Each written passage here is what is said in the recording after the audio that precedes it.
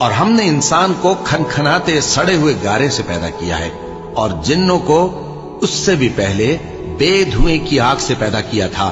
اور وہ وقت قابل ذکر ہے جب تمہارے پروردگار نے فرشتوں سے فرمایا تھا کہ میں کھنکھناتے سڑے ہوئے گارے سے بشر بنانے والا ہوں، بس جب میں اس کو درست کر لوں اور اس میں اپنی طرف سے روح پھونک دوں تو اس کے آگے سجدے میں گر پڑنا۔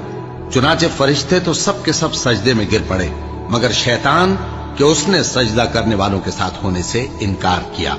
فرمایا اے ابلیس، تجھے کیا ہوا کہ تو سجدہ کرنے والوں میں شامل نہ ہوا؟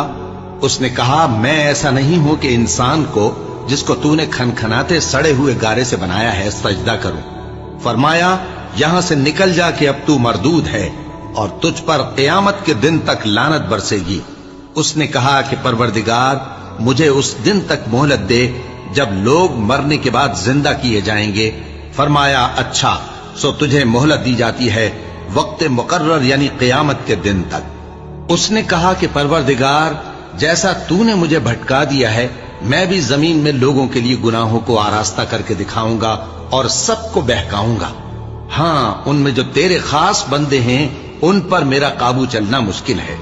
فرمایا کہ مجھ تک پہنچنے کا یہی سیدھا رستہ ہے، جو میرے خاص بندے ہیں ان پر تجھے کچھ قدرت نہیں کہ ان کو گناہ میں ڈال سکے۔